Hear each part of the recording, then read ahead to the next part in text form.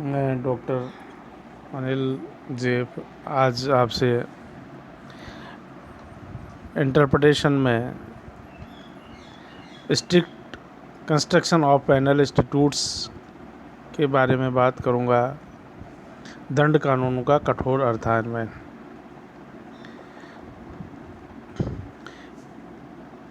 दंड कानूनों में किसी उपबंध का अर्थान्वयन करते समय यदि कोई रीजनेबल उसमें कोई संदेह हो अथवा संदिग्धता प्रतीत हो तो उसका समाधान उस व्यक्ति के पक्ष में जिसे दंड का भागीदार बनाया गया या बनाया जा रहा है किया जाएगा। यदि किसी दंड उपबंध का युक्तियुक्त निर्वचन इस प्रकार किया जा सकता है कि दंड से बचा जा सके, ऐसा ही किया जाना चाहिए।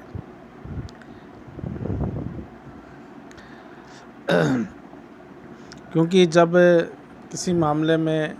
जो कि सुप्रीम कोर्ट या हाई कोर्ट के पास कोई मामला जाता है, जैसा कि हमें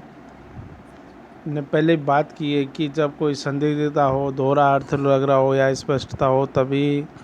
न्यायपालिका या ये दूसरे रूप में कहें कि हाई कोर्ट या सुप्रीम कोर्ट उसमें इंटरप्रिटेशन की बात कर सकता है। क्योंकि ऐसे मामले जो कि इंटरप्रिटेशन से संबंधित है तो नीचे की कोर्ट्स को इंटरप्रिटेशन करने का या निर्वचन करने के संबंध में अधिकारिता नहीं है, और ये अधिकारिता हाई कोर्ट या सुप्रीम कोर्ट के पास होती है। तो कोई भी मामला जब न्यायपालिका के पास जाता है, हाई कोर्ट हो या सुप्रीम कोर्ट के पास जाता है, तो समस्या के समाधान के लिए न्यायपालिका द्वारा यदि उचित हो तो निर्वचन किया जाता है, और यदि कानून की भाषा स्पष्ट है, किसी प्रकार का कोई संदिग्धता नहीं है, कोई दोहरा अर्थ नहीं लग रहा हो, तो फिर न्यायालय उसमें जैसा कानून है उसके अनुसार निर्णय को अपना अग्रसर करता है। तो दंड कानूनों में भी ये है कि जब कोई स्पष्टता के अभाव में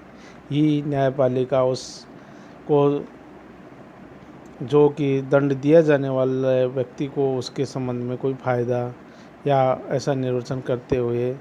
उसके हित में निर्णय देने को अग्रसर कर सकती है। अब हम बात करें कि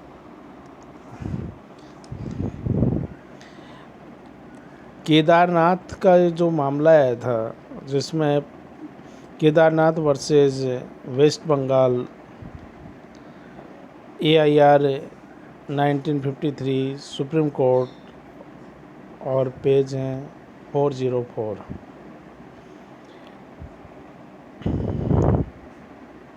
इसमें 1947 में अपीलार्थी के द्वारा किसी अधिनियम के अंतर्गत एक अपराध जिसे कारावास अथवा जुर्माना अथवा दोनों से दंडित किया जा सकता था कारित किया। ऐसा जिससे कि कारावास और जुर्माना दोनों से दंडित किया जा सकता है, ऐसा कारित किया। 1949 में इसमें संशोधित करके जुर्माने की राशि को बढ़ाकर अपराधी द्वारा अपराध कारित कर जितनी राशि ली गई है, जितनी राशि के संबंध में उसने कोई अपराध किया है, तो उसके समान ही कर दिया गया। मान लो उदाहरण के रूप में हम देखें कि कोई व्यक्ति यदि कोई अपराध करता है और उसका अपराध के संबंध में 50,000 रुपये का अपराध उसने किया है, तो संशोधित अधिनियम के अनुसार है कि उसको 50,000 रुपये ही जुर्माना भी लगाया जा सकता है। मान लो पूर्व के अधिनियम में ये हो कि भाई अधिकतम जुर्माना 10,000 रुपये, तो लेकिन संशोधित अधिनियम में ये व्यवस्था कर दी गई कि कम कि जितना अपराध उसने आर्थिक मॉनिटर किया है उसमें उसको उतना ही उसके ऊपर जुर्माना किया जा सकता है। तो ये मामला सुप्रीम कोर्ट के पास में गया और संविधान के अनुच्छेद 20(1) के कारण उच्चतम न्यायालय ने ये कहा कि आर्टिकल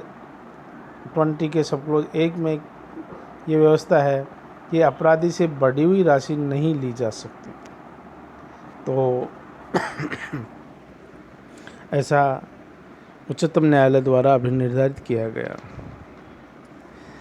एक अन्य मामला था जिसमें सेक्सरिया सूती mill limited company versus Mumbai राज्य, AIR 1953, सुप्रीम कोर्ट और पेज 278।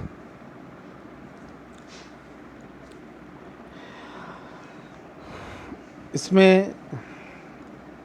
एक अधिनियम जो कि आवश्यक पर्दाय अधिनियम 1946 के अंतर्गत एक अधिसूचना जारी की गई और इसके अनुसार प्रत्येक उत्पादक को अपने लेन देन का सत्य और यथार्थ विवरण देना आवश्यक था तथा सुपुर्दगी का अर्थ वास्तविक सुपुर्दगी से था। यहाँ ये था कि अपीलार्थी ने कुछ गठरियाँ किसी क्रेता को विक्रय कर दी और कुछ विवाद हो गया विक्रेता और क्रेता के बीच में, तो वो सुपुर्दगी नहीं ली क्रेता ने और वो वापस उन गठरियों को भेज दिया गया और वो गठरियाँ विक्रेता के पास में या अपीलार्थी के पास वापस आ गई। हाँ, एजेंट को ये उन्होंने कह दिया, आदेश दिया कि समझौता होने तक भाई आगे कोई समझौता हो जाएगा क्रेता और विक्रेता के बीच में, तब तक इनको गोदाम में रखवा दें। अपीलार्थी ने अपने जो विवरण में उन गठरियों को बेचने के संबंध में एंट्री कर रखी थी कि मैंने इतनी गठरियाँ अमुक व्यक्ति को बेच दी गई, तो इसका मतलब उसके स्टॉक में वो गठरियाँ निकाल दी गई थी और वो कम मानी जानी चाहिए थी, ये व्यवस्था थी। अब पहले तो ये मामला उच्च न्यायालय में गया और उच्च न्यायालय ने ये कहा कि भाई भौतिक सुपुर्दगी न देने के आरोप में उसको दंडित किया गया अपीलार्थी को। उसकी अपील को भी सुप्रीम कोर्ट ने भी अस्वीकार कर दिया और न्यायालय ने कहा कि किसी दंड विधान के दो युक्त अर्थ निकले तो उस अर्थ को जो कि अभियुक्त के लिए लाभप्रद हो स्वीकार किया जाना चाहिए।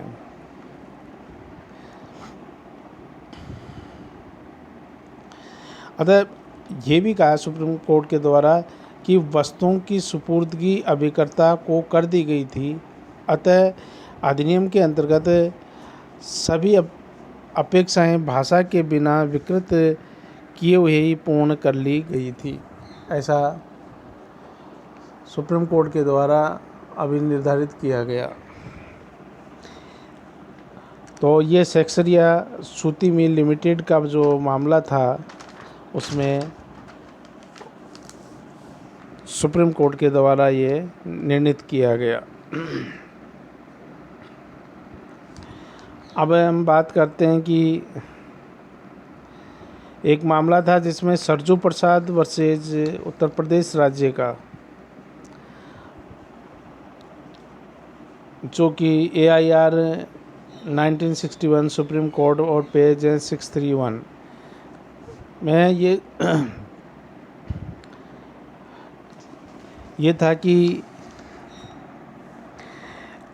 खाद्य अपमिश्रण निवारण अधिनियम फूड अल्ट्रेशन एक्ट 1954 के संबंध में कोई दंड दिया गया था दुकान में जो कोई कर्मचारी था उसके संबंध में, और उसका तर्क दे दिया गया कि इस बात का ज्ञान नहीं था कि उसके द्वारा विक्रय किए गए खाद्य पदार्थ में अपमिश्रण था, अतः इसको दंडित नहीं किया जा सकता। तो इसमें सुप्रीम कोर्ट के द्वारा ये कहा गया कि भाई जब कोई अपमिश्रण कर दिया गया है तो उसको